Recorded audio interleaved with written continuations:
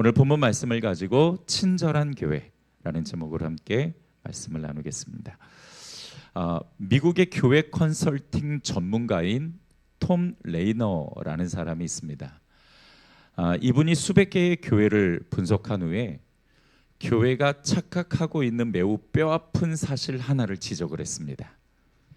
거의 모든 교회가 우리는 아주 친절하고 따뜻한 교회라고 평가하고 있다라는 점입니다. 그러나 교회를 처음 방문한 사람들의 평가는 안타깝게도 달랐습니다.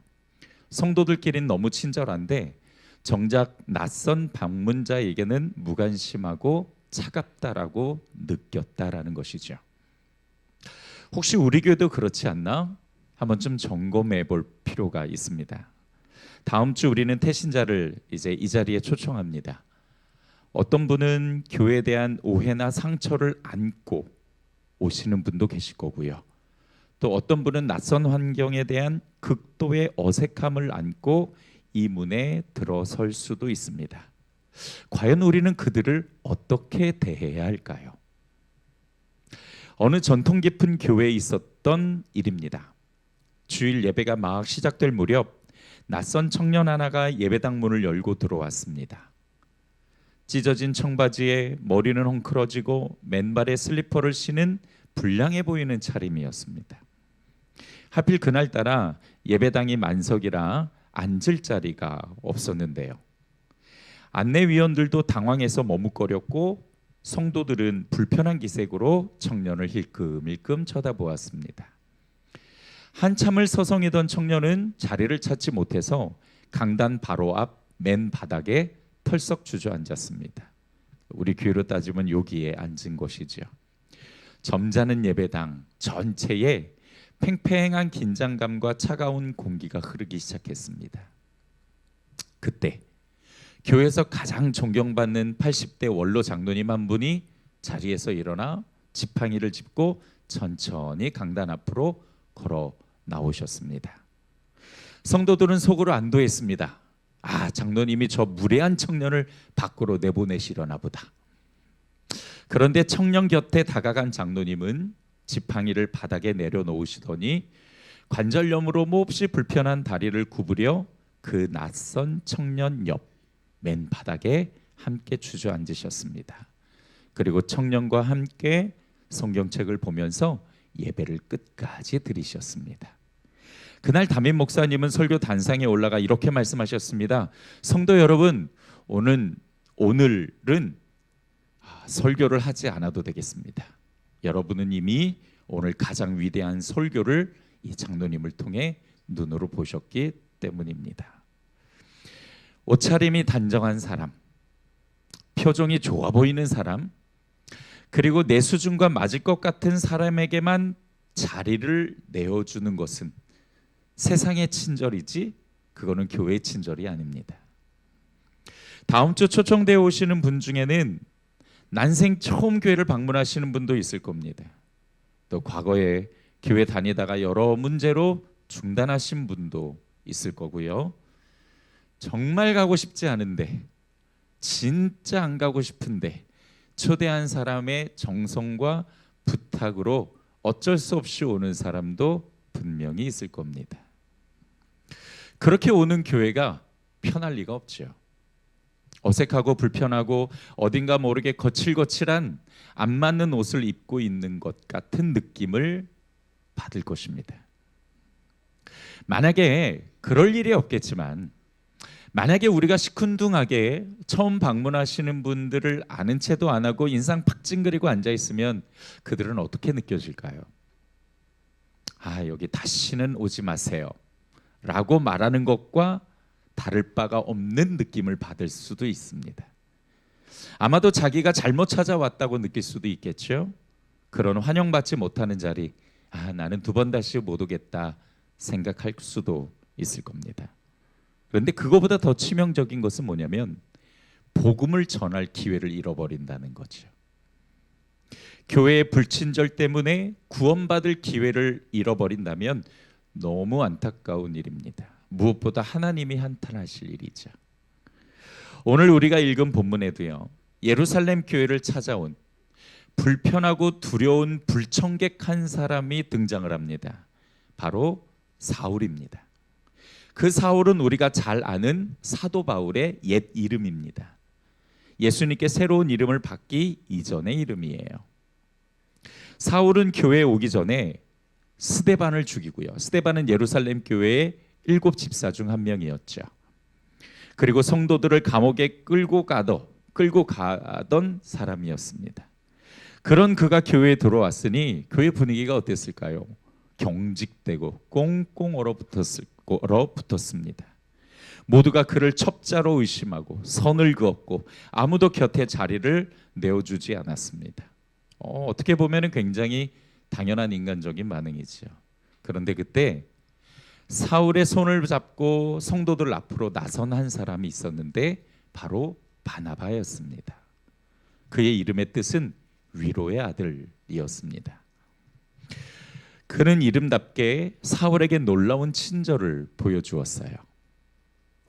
만약에 바나바가 사울에게 친절을 보여주지 않았다면 신약 성경의 반을 기록하고 기독교에 큰 영향을 준 위대한 사도 바울은 교회에 정착하지 못하고 영영 떠나버렸을지도 모르겠습니다. 바나바가 보여준 친절한 모습은요, 우리에게도 참 깊은 깨달음을 줍니다. 오늘 말씀을 통해서 우리가 갖추어야 될 성경적 친절함이 어떤 건지 우리가 함께 찾아보도록 하겠습니다. 자, 오늘 본문 26절을 한번 볼까요? 사울이 예루살렘에 가서 제자들을 사귀고자 하나 다 두려워하여 그가 제자됨을 어떻게 해요? 믿지 아니하더라. 다메섹에서 부활의 주님을 만나서 완전히 변화가 된 사울이 예루살렘 교회를 찾아온 겁니다. 자기도 예수 믿는 사람이 됐으니까. 26절에 사귀고자 하나라는 이 단어는 무슨 뜻이냐면 찰싹 달라붙다라는 뜻입니다. 그러니까 사울은 교회에 찰싹 달라붙기를 간절히 바라면서 어렵게 예루살렘 교회를 찾아 들어온 거죠. 누군가 자신의 손을 좀 붙잡아 주기를 바랬던 겁니다. 하지만 예루살렘 교회는 너무 냉담했던 거지요. 아니, 두려워했다라는 표현이 더 맞을 겁니다. 당연하죠. 앞서 말씀드렸듯이 사울은 불과 얼마 전까지만 해도 스데반을 죽였을 뿐만 아니라 성도들을 감옥에 끌고 가던 공포의 대상이었으니까요. 교회 입장으로는 당연히 이 사울을 경계할 수밖에 없었죠. 그가 이렇게 친근한 척하다가 갑자기 돌변해서 사람들을 막 포획해가지고 끌고 갈지도 모르는 일이니까. 자, 여러분, 우리는 여기서 한 가지 중요한 교훈을 얻습니다. 교회 역시 완전한 사람이 아니라 연약한 사람들이 모였기에 본능적으로 낯선 사람, 나와 다른 사람, 때로는 내게 부담이 될 것 같은 사람에게는 보이지 않는 벽을 치게 된다는 거예요. 예루살렘 교회도 그랬던 거죠. 모두 사울을 두려워하며 접근하지 못했던 겁니다. 바로 그때 두려움을 깨고 사울에게 접근한 사람, 바로 그 사람이 바나바였습니다. 자, 27절을 한번 보죠. 바나바가 데리고 사도들에게 가서 그가 길에서 어떻게 주를 보았는지와 주께서 그에게 말씀하신 일과 다메섹에서 그가 어떻게 예수의 이름으로 담대히 말하였는지를 전하니라. 그러니까 바나바가 이 사울을 데리고 사도들에게 어떻게 이 사울이 예수를 만나게 됐는지를 조목조목 설명했다라는 뜻입니다. 이 27절에 데리고라는 이 단어가 있는데요. 이 데리고라는 단어가 저는 범상치 않아 보였어요. 그래서 좀 찾아봤더니 아주 놀라운 뜻이 있더라고요. 이 데리고라는 단어는 자기 품으로 끌어안다라는 뜻입니다. 그러니까 바나바를 이렇게 손잡고 데리고 간 것이 아니라 꼭 끌어안고 들어갔던 거예요.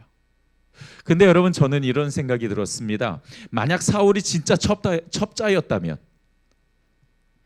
이 바나바는 어떻게 됐을까? 자신이 먼저 목숨을 잃을 수도 있었을 겁니다. 그러니까 이 바나바는 자신의 생명을 걸고 위험한 행동도 불살랐던 것이죠. 어떻게 이럴 수 있었을까요? 어떻게 이렇게 과감하게 친절을 베풀 수 있었을까? 독일의 영성가 디트리히 보네퍼는 성도의 교제라는 책에서 이런 말을 합니다. 우리 같이 한번 읽어볼까요? 시작. 그리스도인은 다른 사람을 볼 때 직접 보지 않고 오직 예수 그리스도라는 중보자를 통해서만 바라보는 사람이다. 우리 그리스도인은 다른 사람을 바라볼 때 그 사람을 직접 보는 것이 아닙니다. 누구를 통해서 본다고요? 예수 그리스도 중보자이신 그분을 통해서 사람을 바라보는 것이 그리스도인입니다.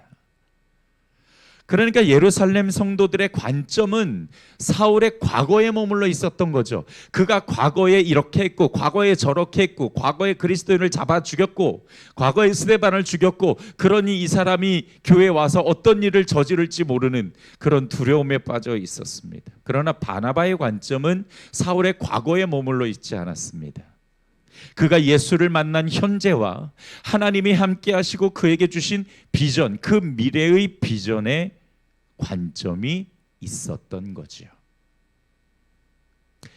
친절은 다른 사람을 겉모습으로 판단하거나 과거를 보는 것이 아닙니다. 그 사람을 향한 하나님의 계획과 앞으로의 비전을 보는 것이지요. 거기에 손을 내밀며 바나바처럼 품에 끌어 안아주는 것, 그것이 성경이 말씀하시는 진짜 우리 성도들이 실천해야 될 친절입니다. 다음 주에 초청되어 오시는 분들은 아마 우리의 표정, 행동, 말투 이런 거 다 민감하게 살피실 거예요. 거기서 자신이 얼마나 환영받고 있는지, 내가 과연 이 공동체에 맞는 사람인지 아닌지를 가늠하게 될 것입니다.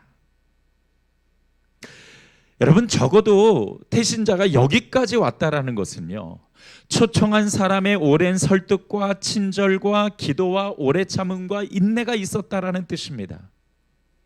그러니까 이 태신자는 자신을 그렇게 설득하고 친절을 베풀고 또 자신을 기다려준 그 사람의 선입견은 좋은 선입견을 가지고 여기 곳에 올 거예요. 그리고 2시간 정도 우리랑 함께 시간을 보낼 것입니다. 모든 것이 낯설고 또 어색한 환경이죠. 거기에서 2시간을 보낸다라는 것 쉽지 않을 겁니다. 그 2시간에서 우리의 표정과 행동과 말투를 지켜볼 것이고, 그리고 거기에서 친절함을 느끼고 교회에 대한 좋은 기억이 심어질 수 있을 것입니다. 제가 언젠가도 말씀을 드린 기억이 있는데, 한 번은 제가 고등학교 때 불국사로 수학여행을 갔습니다. 맨날 교회가 집이고 집이 교회여서 교회를 떠나본 적이 거의 없던 저에게 절에 들어간다라는 건 지옥에 들어가는 것 같은 느낌이었습니다.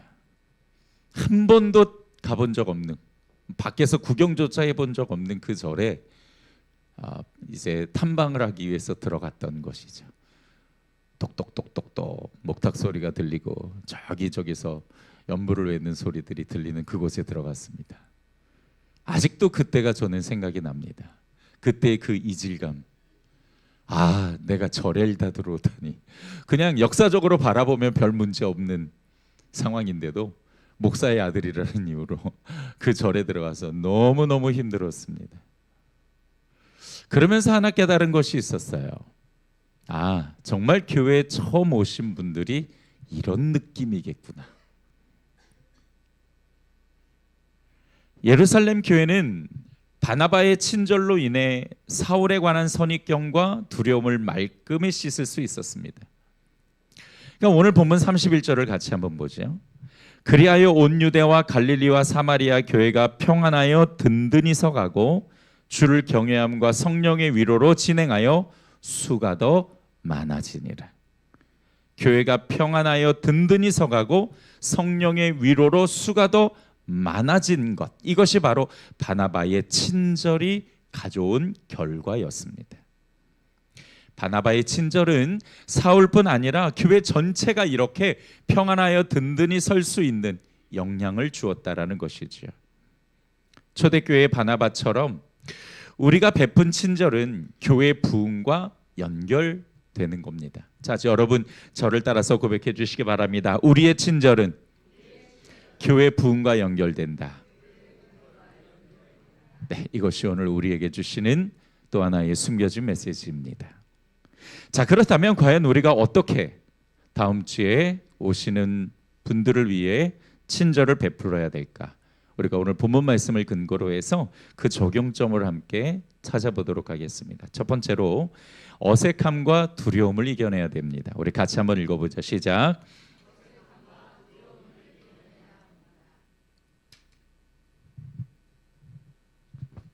사실 초청대에 오시는 분도 우리가 처음이지만 우리도 그분들이 처음입니다. 처음 보는 사람을 대하는데 어떻게 어려움이 없겠습니까?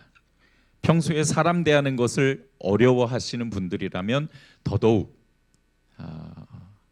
처음 오신 분들을 대하는 게 어렵게 느껴지겠지만, 그래도 우리가 이분들에게 친절을 대해야 하는 분명한 이유가 있습니다. 어색함과 두려움을 떨쳐버려야 될 진짜 중요한 이유는 이분들은 단순한 손님이 아니라 하나님의 잃어버린 영혼이기 때문입니다. 우리한테는 또 한 번의 행축일지 모르겠습니다. 그러나 초청되어 오는 분들에게는 그 한 번이 인생의 가장 중요한 터닝 포인트가 될 수도 있는 것이죠. 여러분 밖에 나가서 노방전도 해보셨을 겁니다. 이제 우리도 이제 오늘 이제 길거리 전도를 하게 될 텐데요. 이 길거리 전도가 정말 쉽지 않습니다. 노방전도 해보면은요, 진짜 내 말에 귀를 기울여주고 내 말을 들어주는 사람을 찾는 것이 참 쉽지 않아요. 제가 이제 수요일마다 거점 전도 담당자입니다. 그러니까 우리 다른 성도님들은 이제 가방을 들고 이제 가게도 방문하시고 또 저쪽 가셔서 이제 오시는 분들 전도제도 나눠드리고 하지만 저는 이제 여기에 우뚝 교회가 8개나 있는 그 사거리에 저는 우뚝 서 있습니다. 지나가던 분들이 빨간펜 교사인 줄 알고 착각도 하시고요.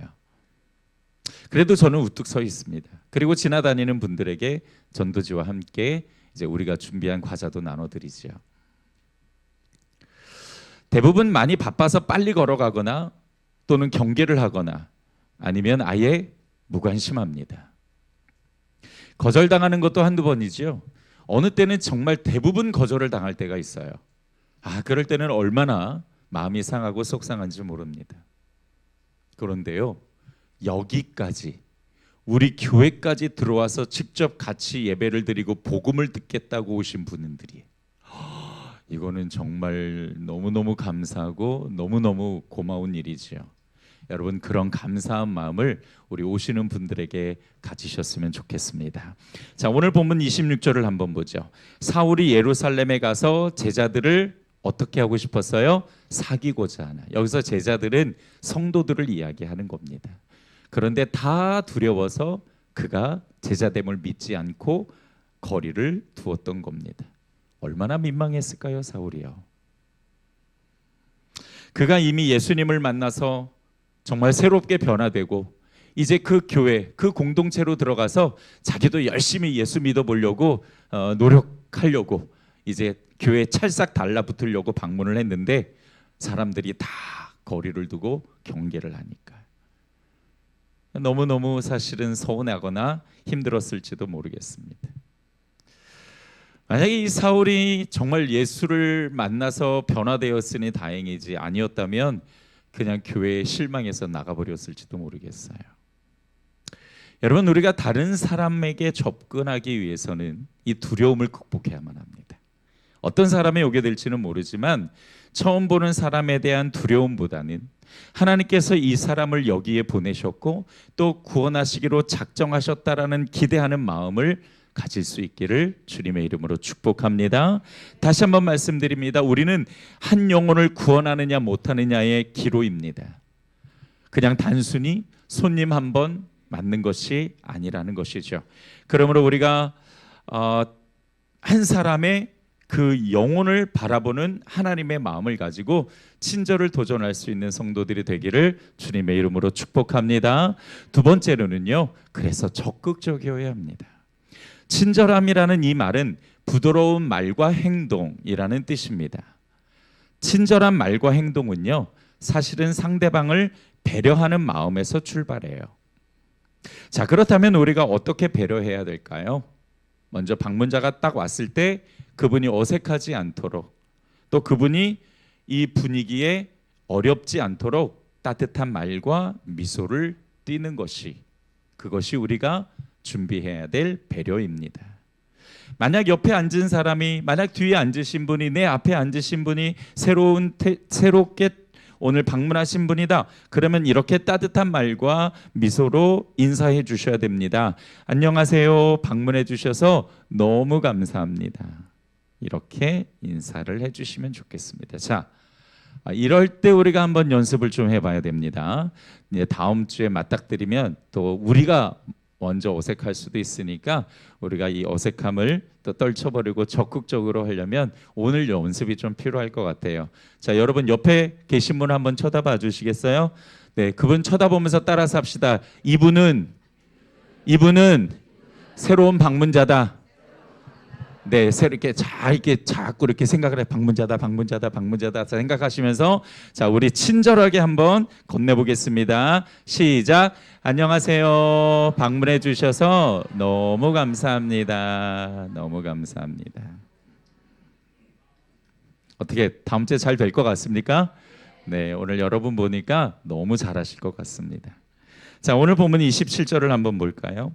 바나바가 데리고 사도들에게 가서 그가 길에서 어떻게 주를 보았는지와 주께서 그에게 말씀하신 일과 다메섹에서 그가 어떻게 예수의 이름으로 담대히 말하였는지를 전하니라. 다른 사람들이 사울을 무서워서 다 피할 때에 바나바는 이렇게 적극적으로 사울을 데리고 다니면서 그가 어떻게 예수를 만났는지, 하나님의 음성을 들었는지, 또 그것을 다 이야기해 준 겁니다. 이런 바나바의 적극적인 태도가 사울을 편안하게 교회에 정착할 수 있게 만들었던 것이지요. 바나바는 사울이 무엇이 필요한지를 알고 있었습니다. 사울이 스스로 다른 성도에게는 도저히 다가갈 수 없으니 자신이 나서서 적극적인 태도로 사울을 다른 성도들에게 소개해 준 것이죠. 여러분, 이것이 바로 배려입니다. 대신자가, 처음 방문자가 왔을 때 그분의 기분은 어떨까? 그분의 느낌은 어떨까? 내가 어떻게 도와줘야 될까? 이런 것이 배려이지요. 마찬가지로 여러분이 반가운 미소로 먼저 찾아가서 정성껏 인사하고 환영해 주신다면 처음 방문한 사람에게는 평안함을 줄 겁니다. 내가 여기서 환영받네. 이분들이 나를 진짜 기다렸구나. 이런 마음은 이곳에 처음 낯설은 환경이라 하더라도 금방 적응할 수 있도록 도와줄 것입니다. 그러므로 여러분, 새로 오신 분들이 있으면 그냥 지나치지 마시고 다시 한번 그분을 보면서 반갑게 또 적극적으로 먼저 인사해 주시는 것, 그거로 우리 교회의 좋은 이미지를 보여줄 수가 있습니다. 마지막 세 번째로, 친절함은요, 외모에서도 드러납니다. 친절함과 외모가 도대체 무슨 상관이 있나? 이렇게 생각하실 수도 있겠지만 아주 중요하죠. 만약 여러분 집에 귀한 손님이 오시는데 그냥 잠옷으로 있으면, 또는 그냥 트레이닝으로 있으면 어떨까요? 자기야 편하고 좋죠. 그러나 그 집에 방문한 사람은 별로 그렇게 좋은 느낌을 받지 못할 겁니다. 만약에 여러분의 집에 대통령이 오신다, 그러면 여러분 파자마 입고 어서 오십시오 대통령님, 이렇게 하실 분이 누가 있겠습니까? 집도 치우고 또 편안하게 앉을 자리도 준비하고 또 나름 이렇게 환영한다는 의미로 또 자기가 가지고 있는 옷 중에 깨끗하고 좋은 옷을 입고 기다리겠죠. 전 아직도 기억나는 게 하나 있어요. 신방을 갔는데, 지난 사역지에서의 일입니다. 신방을 갔는데 다른 가정은 그렇지 않는데 그 가정에 갔는데 두 분 다 아주 훌륭한 집사님이고 권사님이셨는데 추리닝을 굽고 계시더라고요. 그것도 예배 신방 드리러 갔는데. 근데 아직도 그게 기억에 남는 게, 여러분 이렇게 트레이닝이라고 다 이상한 건 아니잖아요. 근데 아주 멋지고 좋은 것도 있는데 무릎이 쑥 나와가지고 아주 편안한 차림으로 계시더라고요. 그래서 제가 그랬습니다. 집사님 굉장히 편한 차림으로 계시네요. 그랬더니 예. 아우 나도 그런 편한 차림이었으면 좋겠다 그냥 이러고 넘어갔습니다만은 사실 가히 별로 좋은 이미지는 아니었습니다.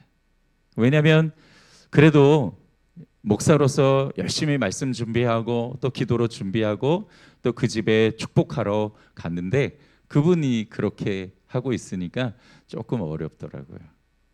아직까지도 이제 경험해 보지 못한 처음 경험해 본 것이었습니다. 여러분 우리가 귀한 손님일수록 외모도 신경 씁니다. 그리고 집도 청소하고요. 또 편안하게 쉴 수 있는 자리도 마련하지요. 의상은 내가 상대방을 어떻게 생각하는지 말해주는 표현이기도 합니다.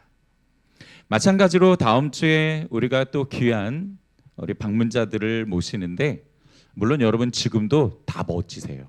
진짜 다 멋지세요. 제가 꼼꼼히 봤는데 아주들 멋지십니다.